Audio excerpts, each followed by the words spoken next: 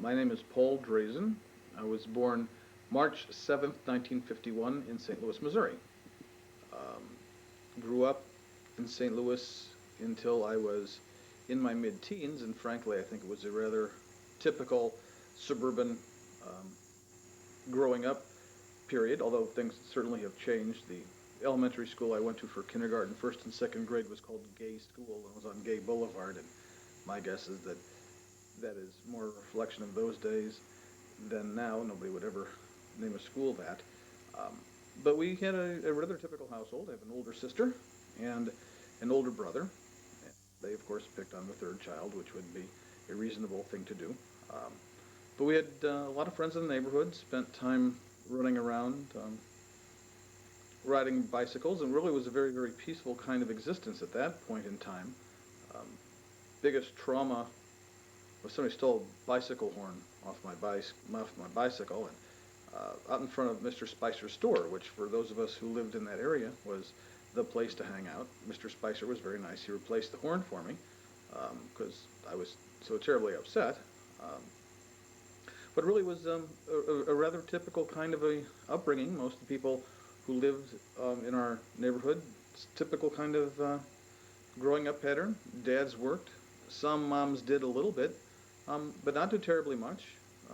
Most of the houses had a few kids in them, and we would get along together. A lot of people didn't have air conditioning in those days, so summer evenings were often spent running around outside where it was relatively cool. People would be out on the block, and everybody seemed to know everybody. That was the good news and the bad news, of course. Couldn't get away with too terribly much because someone would call home and let somebody else know what was happening. But generally speaking, um, we didn't do anything that was too terribly unusual. Walked to school every day, mile and a half uphill both ways, carrying my brother on my back. No, that's he carried me on his back if I remember correctly. But it was a neighborhood school. Everybody walked. Pouring rain, somebody might be able to get a ride, but other than that, cold weather, hot weather, would sort of walk. In retrospect, actually, I guess we lived in a neighborhood, or the school I went to certainly was a little bit more integrated, so to speak, than we might think. As I look back, there were kids of Hispanic backgrounds, there were um, French, Canadian backgrounds, Cajuns, just based on the last names of the people who were there as I think back. Um, but largely, the people we hung around with were kids we also hung around with because synagogue activities. Um, we were a relatively typical conservative family, I would suppose. We had a kosher home and ate anything out. Um, Remember very distinctly where my father would go to the synagogue with me in the morning on Yom Tov, and then he would go to work, and often as not, I'd go to school in the afternoon on those days, so there was a recognition that it was Yom Tov, but it wasn't the whole day. But Friday nights, we would have a Friday night dinner. Whenever my father would get back, we would have a Friday night dinner. What I do remember very distinctly is Passover was always an interesting thing at the house. There's an army base not far from St. Louis, Fort Leonard Wood, and when we were actually in St. Louis for the holidays, rather than going to my mother's family in Detroit, we would have soldiers who would come and participate. And I remember now I was supposed to bring pictures, but I'm not even sure where these pictures are. But I do remember we had some pictures of our Yom Tov table with soldiers um, sitting around and a large group of people. My father did make a couple of special Haggadot on the equipment in his office. He was an engineer and always had the fun toys. He had mimeograph machines. He had a thing where you could actually make a copy from a book and then turn that into either a Ditto Master, I'm not going to go into what that means, or a mimeograph machine, but we had special Haggadot, and I do have a couple of copies that we've managed to keep through the years. Extra readings, not so much a full Haggadah, but something that was used to add to it. And that was always an interesting kind of a perspective to have those people who were far away from home, but we always had a lot of people there. Actually, my father was an engineer, worked with his brother, always had gizmos around.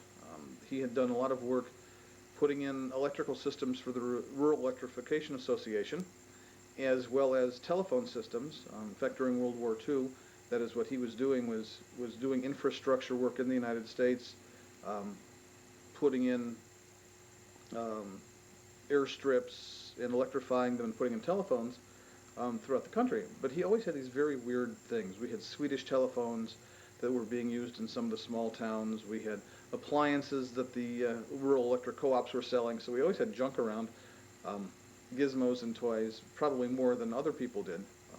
But he liked to play with things.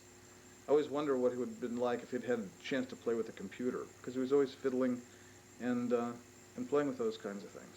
So we had lots of opportunities. I used to ride with him sometimes when he'd drive to these small towns: Springfield, Missouri; Springfield, Illinois; Holiday, Missouri, one of my favorites. There was a little barbershop there called Fuzzy's Clip Joint, which I always remember, especially because of the Fuzzy Wuzzy Was a Bear thing. So maybe that's why they named it. We never stopped at it, but we always used to drive by it. Um, and driving around rural Missouri, rural Illinois, putting in the electrical systems and working on the telephones, and in his office, which had a little switchboard thing and lots of stuff to play with, which I could get away with because, after all, my father's office, and I was allowed to. But as I got older and more of a nudge, we spent less time there when people were there, and spent more time doing other kinds of things around the house, than around the neighborhood. At that point, we were living really in Clayton, Missouri, which now is become quite an exclusive place. I understand. I've been there lately. When we were there, it was just a suburb. It has been the county seat in St. Louis for a long time. When St. Louis pulled out of the county, and through that time, the courthouse was there. So we would go to the courthouse. I remember one time for Boy Scouts, I had to actually go to a trial and watch it for civics for some merit badge. It was a fascinating experience. Went every day, sat a couple of hours and watched it. And when the jury was out, the judge called me over and asked me what I had been doing there, and I explained to him. And he said, "You have to understand, the guy who was arrested, he was arrested for drunk driving because he'd driven his car into somebody's front lawn, and the only reason he stopped before hitting the house was he hit a tree." They said the guy is guilty. He said he will be found innocent because of the way the government system works fairly. You don't get arrested, and then everything you've done before is used against you. He said there's no question this guy has been drunk driving for years, but the jury doesn't know that. They're not supposed to know that. He said, so he got a fair trial. He said, bad for us, good for him. Um, but a lot of the life in those days in Clayton was growing up around that. This was before the high-rise buildings came in. In fact, I had my first job selling papers for Benny, who had a little newsstand, and he would hire kids to sell papers across the street from his newsstand to catch traffic going both directions, and we'd sell the St. Louis Post-Dispatch. It was 7 cents, and most people would throw me a dime. So after a couple of hours, I had a pocket full of pennies to make the change. But it was quiet. It was nice. We were able to take all those all the change that we had made and spend it on important things like candy apples or whatever, especially as the weather got cold. Some hot chocolate, maybe.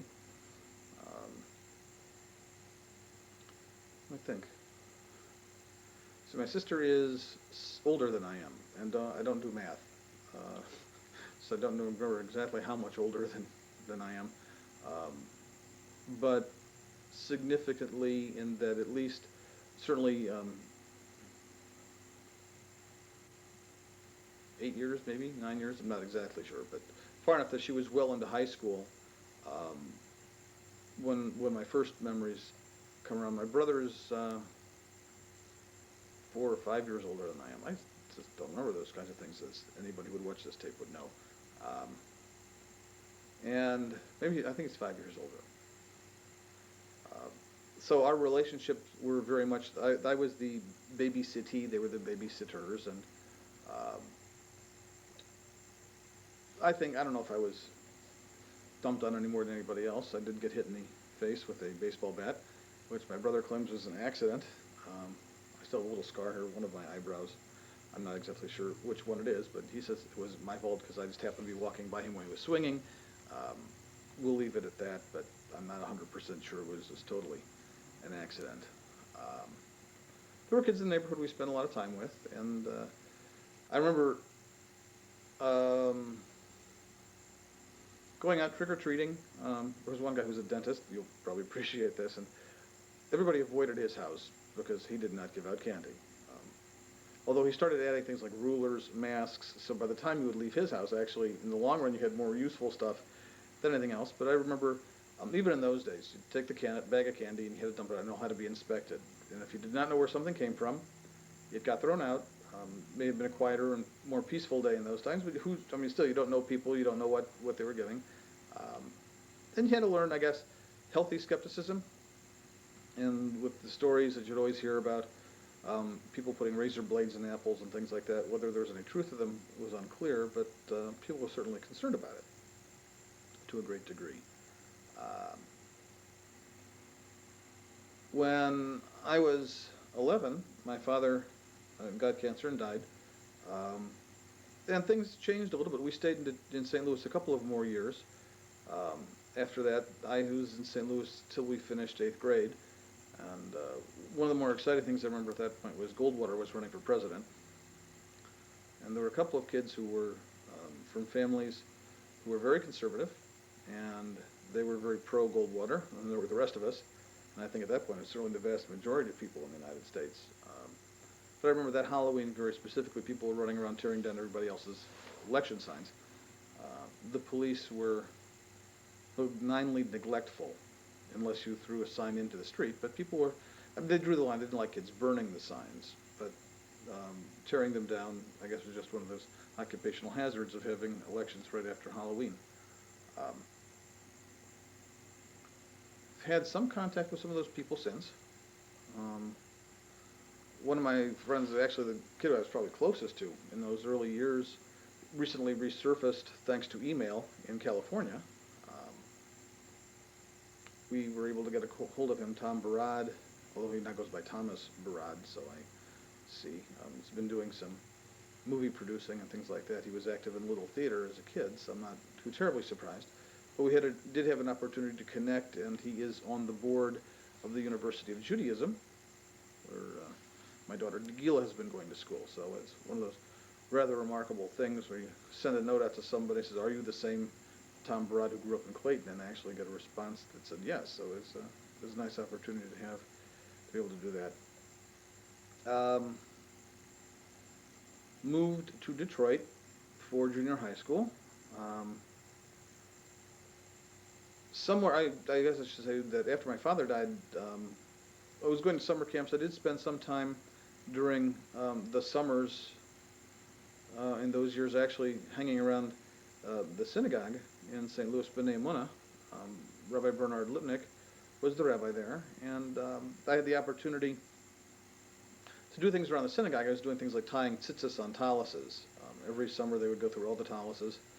So I was taught how to tie tzitzis, and I'd sit and I'd tie tzitzis on hundreds of taluses over the course of time. As I think back on it, it was a useful thing, and it's still a skill now that I use. I've been teaching the kids here in the Hebrew school for the last 5 or 6 years how to do it, and it was all based on that plus the theory is anybody who ever tied tzitzis on a talus never unties them again because it's too much trouble, and kids come to recognize that. But when we moved to St. Louis, when we moved to Detroit, we actually moved to Oak Park, Michigan, to about 2 blocks from a congregation where Rabbi Mordechai Halpern, who was the son of the rabbi of the synagogue we were in St. Louis, Abraham Halpern was the rabbi. Bernard Lipnick was the assistant rabbi initially, and we moved not far from that congregation, which also happened to be relatively close to the junior high school I went to, and about 1.5 miles from the high school.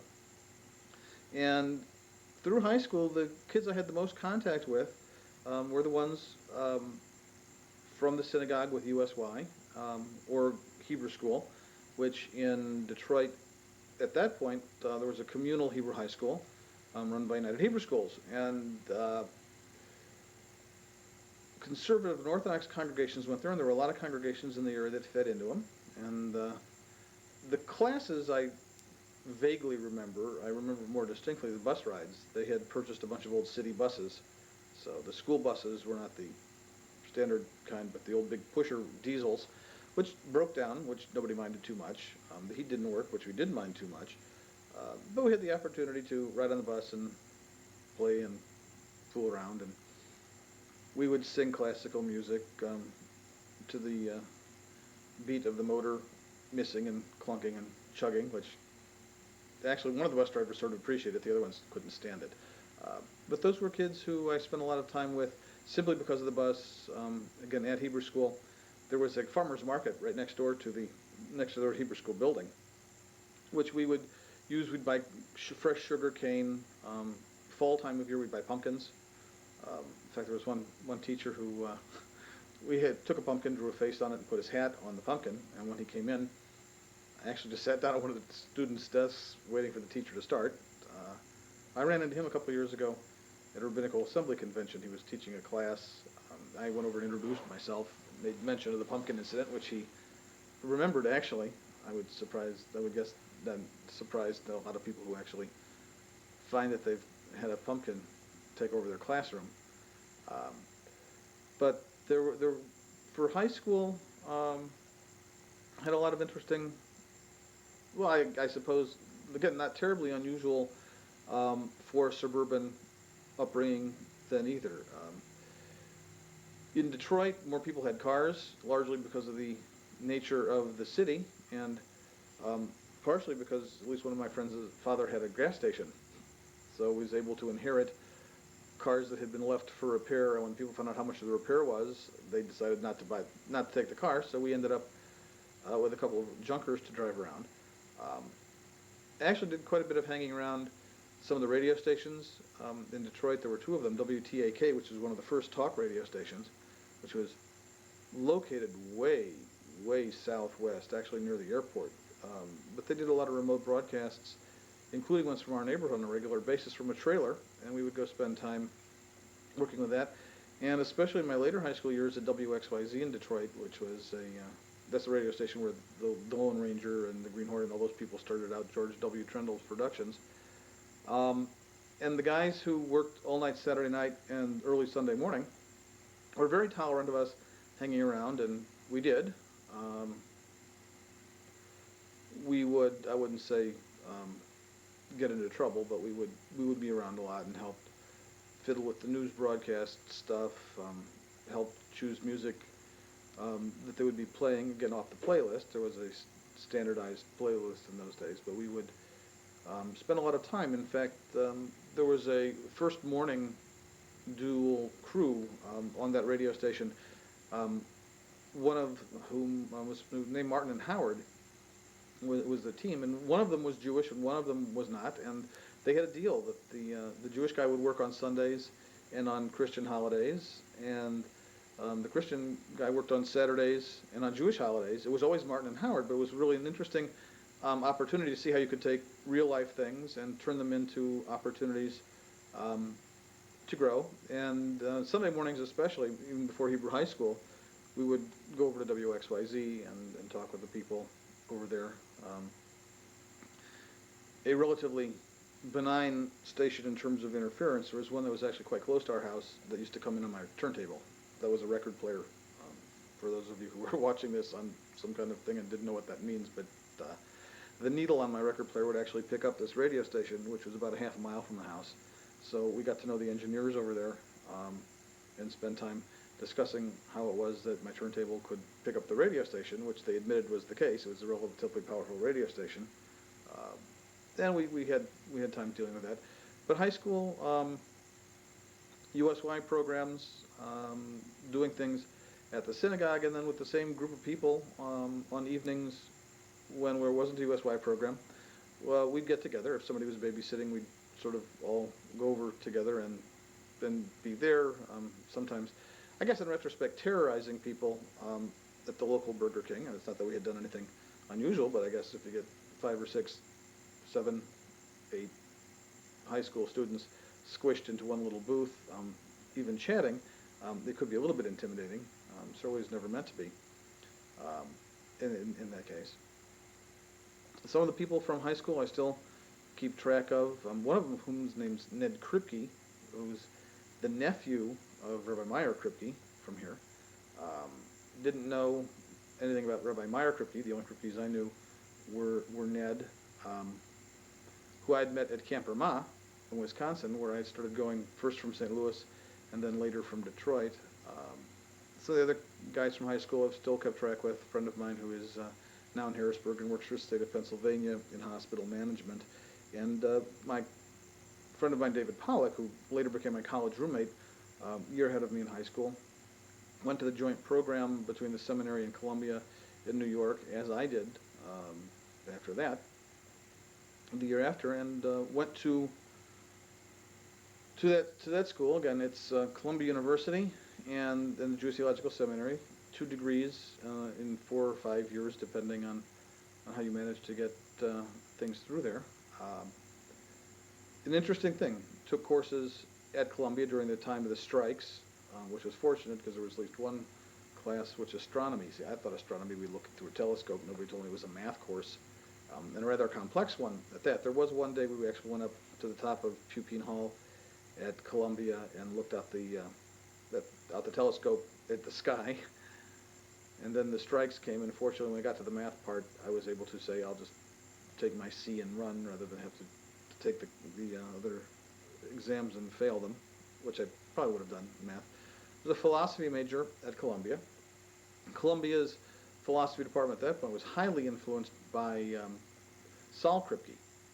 And if you try to understand Saul Kripke's philosophical presentations, he's incredibly brilliant and are incredibly difficult to understand. But everybody there was studying it and working with him. That was another contact that I had with Kripke's at that point. Didn't understand it then. Don't understand it much better. But the philosophy major actually was chosen when I looked through Columbia's catalog and said, what did I not have to write a thesis for to graduate? I enjoyed it. I won't say that's not the case, but there were other majors I suppose I could have pursued, but I would have had to write extra papers, which I really was not all that interested in doing. At the seminary, I was a Talmud major and had the opportunity to study with lots of different people. Student activities really at the seminary were interesting. There was a student government where during the strikes, the seminary student body went on strike and we helped manage that. We were a very polite strike. We didn't lock people out. In fact, Gerson Cohn, who had been locked out of his office at Columbia, we made him a space in the room that we were using for our student office. It was divided. There were 3 desks there, and we gave Dr. Cohn a desk in the back, and we told him we weren't going to hurt him and we weren't going to bother him. In fact, as long as he didn't mind our using the telephone, so he just sat and worked quietly in the back. But I also was working in the office at the Teachers Institute, at that point now List College, just to be able to afford to do things like eat. And that really gave me an interesting opportunity to meet with faculty members who either were not teaching or were teaching at a level that I could not be at since being a college student. So I had chances to interact with people like Abraham and Joshua Heschel, Salo Barone, who wrote a social history of the Jews. In fact, the set of it sitting over there in the corner takes up an entire shelf. Mordechai Kaplan, who at that point, founder of the Reconstructionist movement, at that point was a man well into his 90s, wasn't teaching anymore, but because of working in the office, I often had to go visit them at their homes, their offices, help take care of things. Louis Finkelstein, who was at that point the chancellor of the seminary, was working on a new book on Midrash for Devarim. He had approximately 15,000 index cards, which is the base of his research. And before he sent them to the printer, we had to Xerox all of them. So I spent a long, long time numbering each card individually, Xeroxing each card.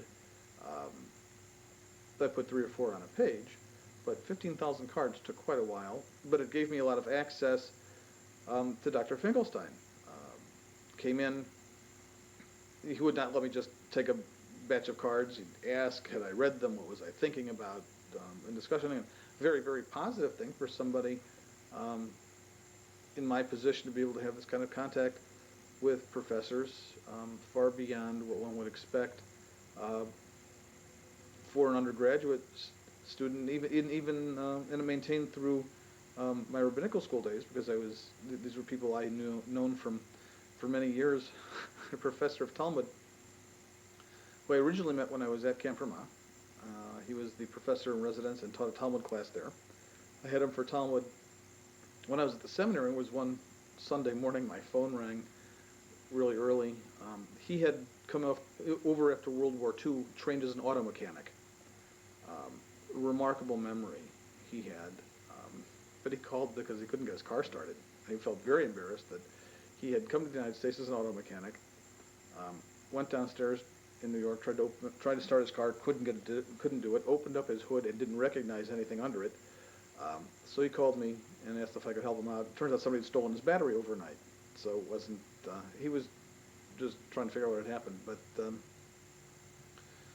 was an interesting thing because I had different kinds of interactions with people than many people my age did. Starting from St. Louis and then all through the years in Detroit, in fact, for years all the way through rabbinical school, worked at Camp Vermont, Wisconsin, was a camper at Camp Vermont, Wisconsin, which is in Conover, which is 10 miles from nowhere, which is actually a pretty good place for a summer camp. But I'd spent 3 years there as a camper. Going to my senior year in high school, I should have gone on the Ramah Israel programs. I could not afford it at that point, so Rabbi Burton Cohn, who was then the director, working with a man named Isaac Bonder, who graduated then as a rabbi and then died within a couple of months of his ordination, made arrangements for me to come back and run the Ramah radio station. Technically, I should not have been allowed to do so because they normally don't hire people that age, but they were very good and gave me that opportunity. So I did. I ran that was the summer of 1968. My friend from high school, later my roommate from college, David Pollack, was there. I remember distinctly when the Detroit riots were going on, people from the Detroit area would come into the radio station and see if we could get news about what was happening. 68 was also the year that I had Dr. Frankus for my Talmud class.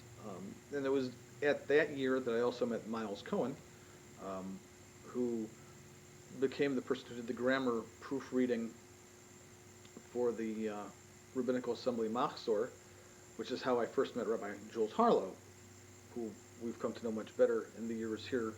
But that was really how I first got to meet them, was by looking for various Hebrew vowels and proofreading in the Machzor.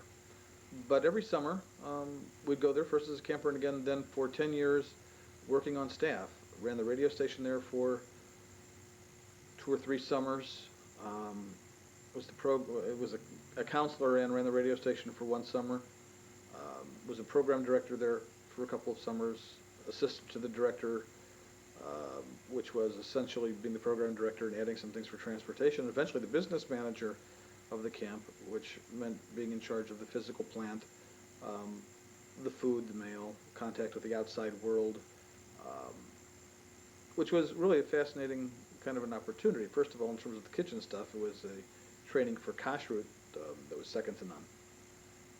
But it was also an opportunity really to see how simple kinds of decisions become educational ones and become religious decisions within the context of Camp Ramah. I remember one of the first choices I made when I was working on menus was I eliminated the serving of meatballs. Now, I know this sounds like a rather trivial thing, but the year I was a counselor, inevitably when there were spaghetti and meatballs, there were fights over who got how many meatballs. And it turned what could have been I won't say quiet, pleasant meal, what could have been a pleasant meal into a loud, unpleasant meal as opposed to a quiet kind of meal. So by taking the hamburger and just serving this meat sauce instead of meatballs, everybody had dinner, but you didn't have fights over who had how much. Did the same thing. We eliminated serving watermelon in the dining halls because as a counselor, the seed fights were just impossible. So by making those kinds of subtle little changes, we really gave opportunities for the educational things to work much better. And frankly, I learned a lot about things like water heaters and septic tanks, and crawled on roofs of buildings and did things I never would have done had I been in another position.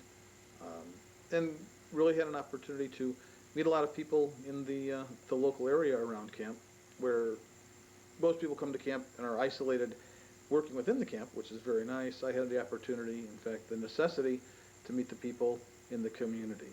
The guys who do the paving of the roads, putting in the septic tanks, fixing things, all those kinds of local people that normally you would not have a chance to meet. In fact, um, one summer's business manager, I was the program director. I had been speaking to this guy who was the music teacher at the Northland Pines High School for many years. He was tuning the pianos at camp and said to me, if you're ever in town, come stop by. So I actually got into a regular house. And, people think of summer communities as being places where everything's in cabins. This guy had a regular house. Of course, it was in the city. One would expect that. He lived there all year round.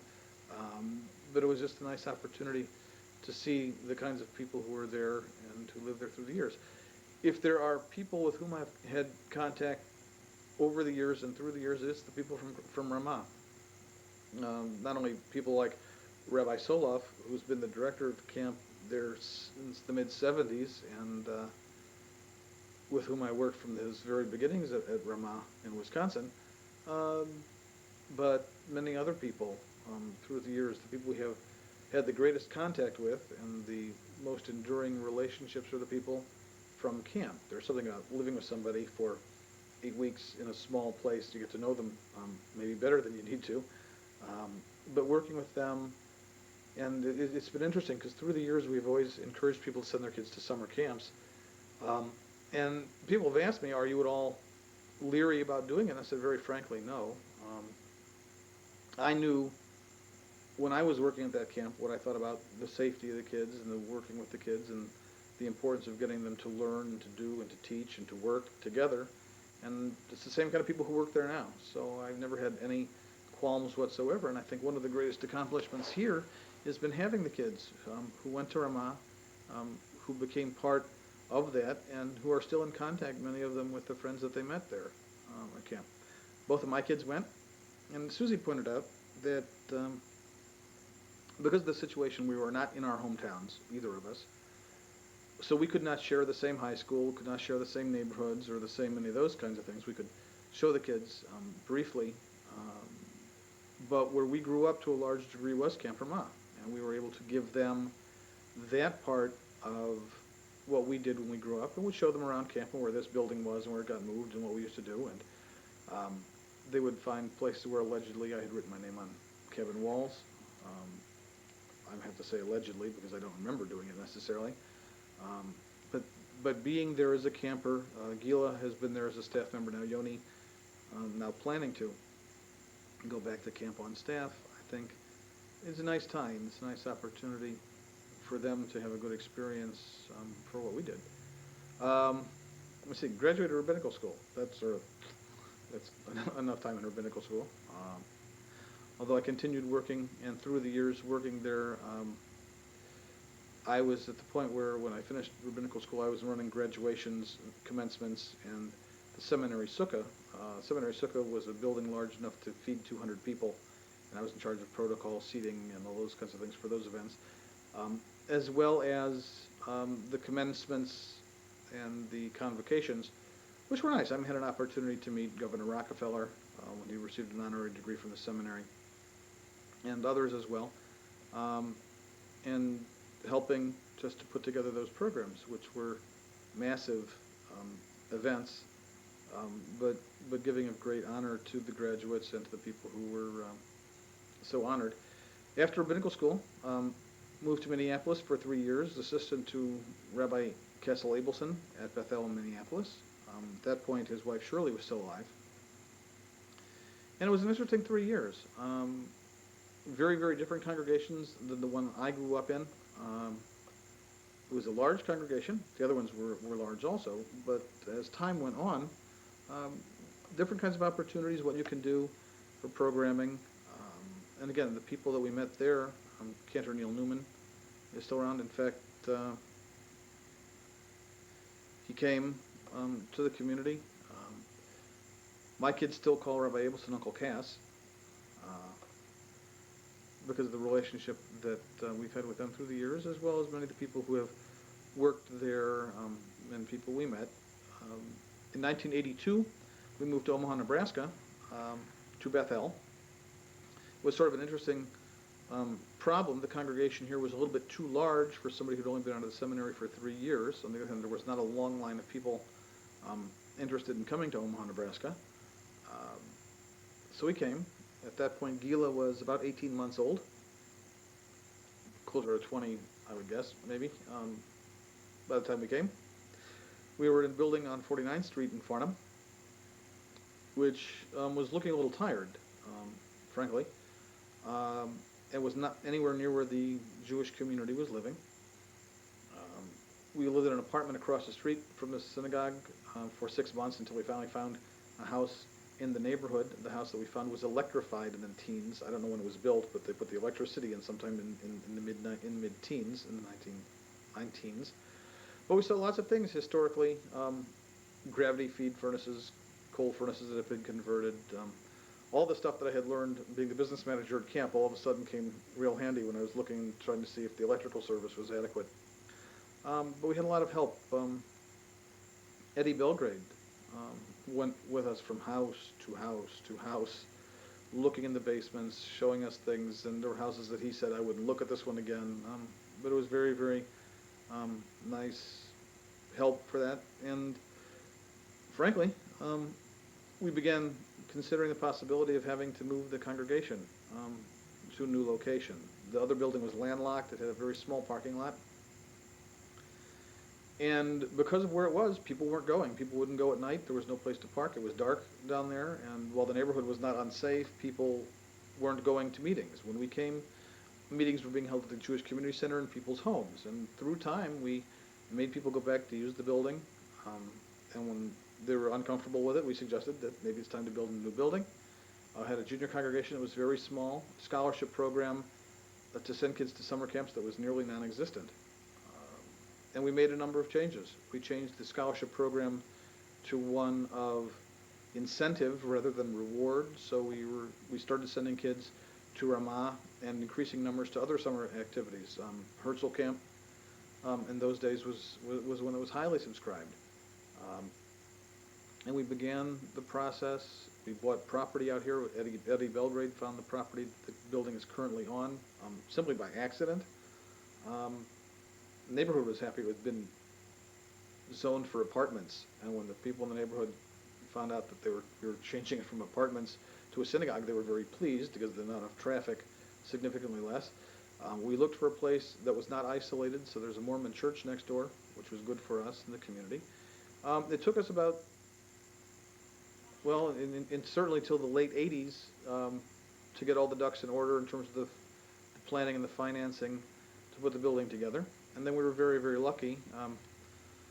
The city planning director at that point, Marty Schukert, was working with our architectural selection committee. So he had one of these dreams that if you could just invite every architect in the world that you ever wanted to meet to come and do a presentation, basically, he did that. And we had a number of people who came in for interviews. Mo Feingold is the man who finally did win. This was his first congregation, his first synagogue that he had designed a number of other things. He worked on the Holocaust Museum in Washington and had done some work for Harvard, but had never done a synagogue before. And frankly, what convinced us he was the right person was everybody else came in with presentations of all the places they had built, and say, well, if you take the cross down and put up a star, then you can make it a synagogue. And while that is no doubt largely true in terms of the way places of worship are done, Mo Feingold came in and was a bit ruffled from his trip and a little messed up, and he said, I don't know what synagogue it would look like because I've never davened with you. And I said, that's the kind of guy you want to have designing. Since he built this building, he's built a number of others. Minneapolis, in Texas, in California, and the same thing. He's an interesting architect. The buildings there are subtle things which let you know that he designed them. How he does some of the brickwork, some of the designs of the woodwork are very clearly his style, but the buildings themselves are very much a reflection of the congregations in which they were designed. Now, one picture we have up in our building, up at home, is very nice. It's Yoni, who at that point must have been, 4 or 5 years old, and Mo sitting at the kitchen table. We were trying to decide where, if we were building the building, we should put the sukkah.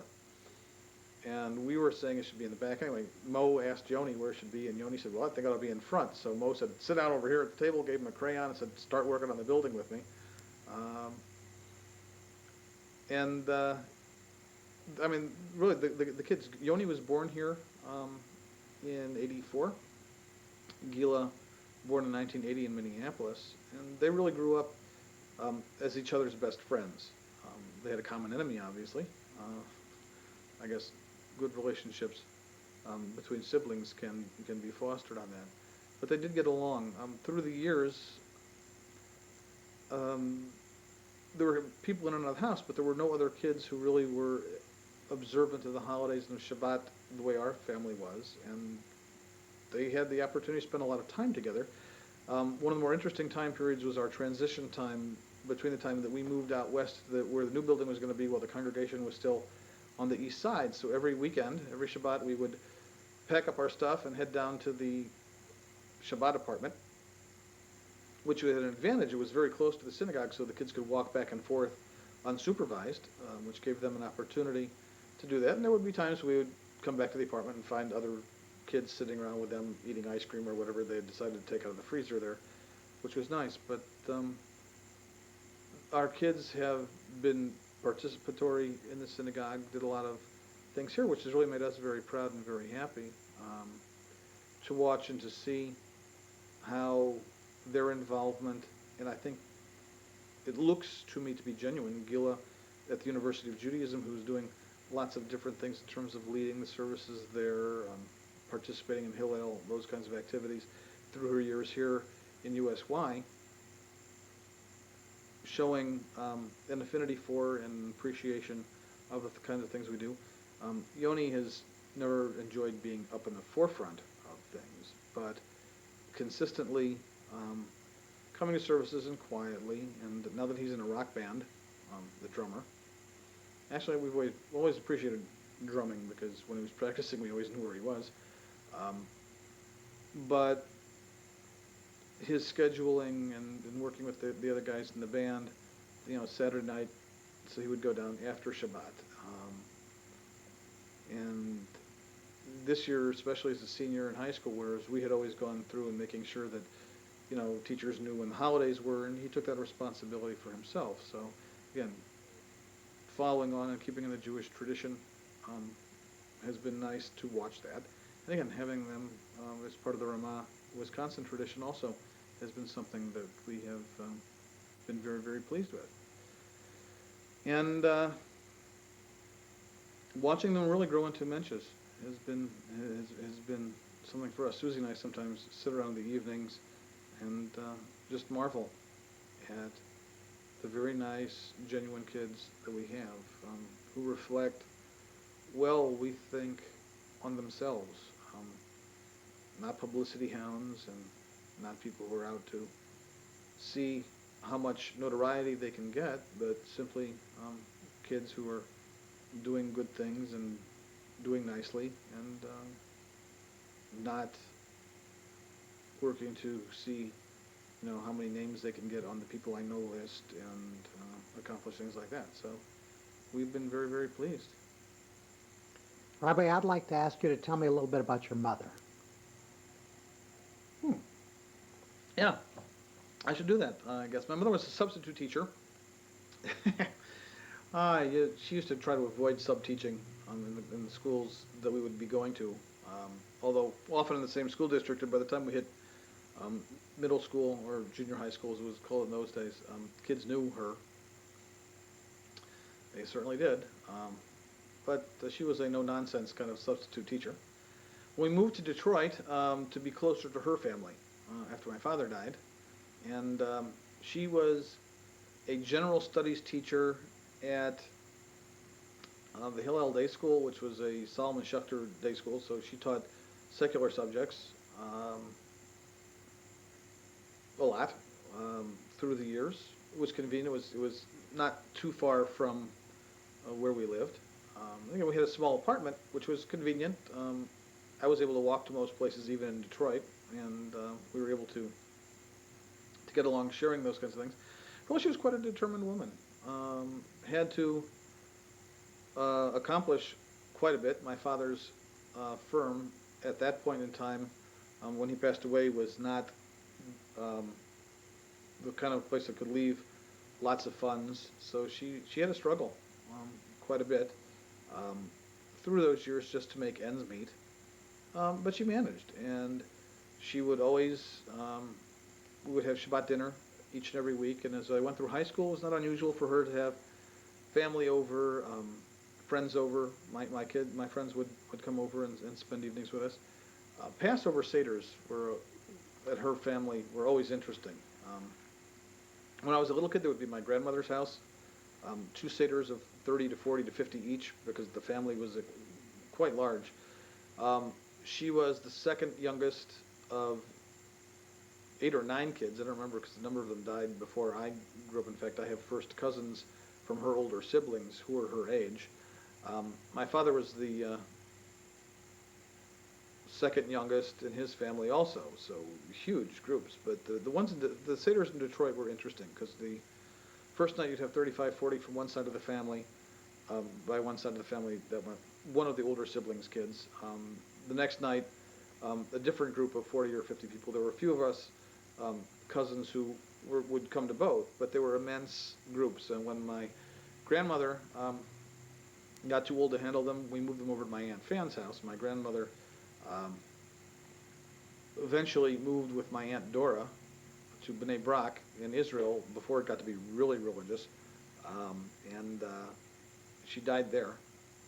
But the seders were huge and lots of people, and um, very unlike the seders in St. Louis, which were participatory. This was much more we'd sit and chat while whoever was sitting at the end of the table would have their discussions, which was just fine.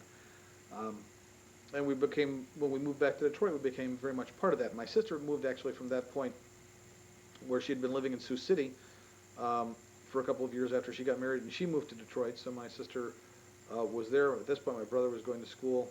He went to school at Tufts in the Boston area after high school and really has stayed in the Boston area ever since. Um, he's in medical research. He did research on asthma. He's now the editor of the New England Journal of Medicine. Um, knows a lot about drugs, asthma medication and other kinds of breathing kinds of things.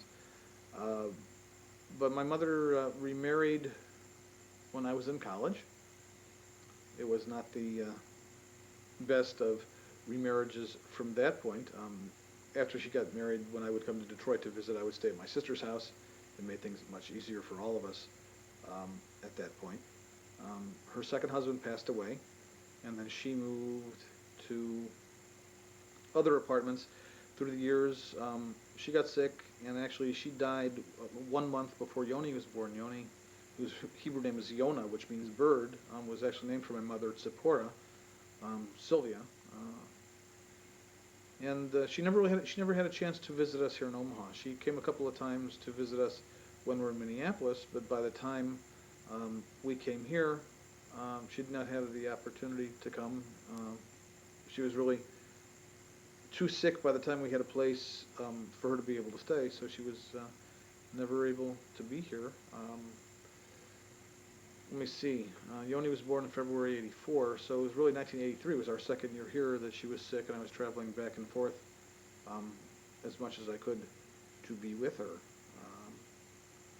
But quite a determined lady, and somebody who figured what needed to get done and would go and just take care of it and spend more time doing that than worrying about fair or not fair, right or wrong. And Yoni shows a lot of those kind of characteristics. I'd like to hear a little bit of how you met Susie. Now this will be an interesting conversation. She alleges that we actually met in 1970 at Camp Vermont. At that point, I was running the radio station, and she was a camper, and we had visited her cabin a couple of times, but frankly, I don't remember that at all. I mean, it's possible. I won't say I don't remember it at all. I don't remember that part. A couple of years later, she had come back, and she was a junior counselor at camp, and I had actually been dating her senior counselor, the woman that she was counselor with. That didn't work out. A couple of years after that, when Rabbi Soloff became the director of the camp, and offered her a job as my assistant, and she, guess what? How she put it? She didn't have anything better to do that summer. Uh, so she came, and during the course of the summer, I mean, the office we were working was like, I think, 4 by 4. You get to know somebody relatively quickly. Well, um, but a nice person who shared a lot of the same kind of values. Obviously, being at camp, you have that opportunity, but fun to be with and interested in a lot of the same kinds of things. So we started going together, I guess, after that, and she finished at the University of Wisconsin, went to the seminary for a master's degree in education. Largely came to New York because I was there, and we got married in '77, and we're a couple of years, for both of us to finish off the seminary. She got her master's degree at the same graduation that I got my rabbinical ordination.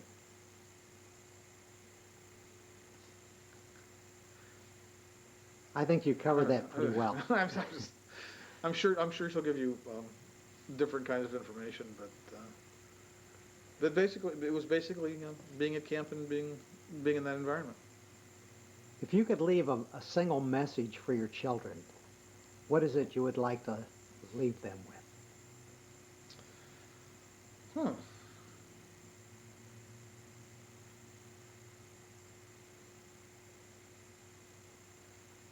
I guess it would be to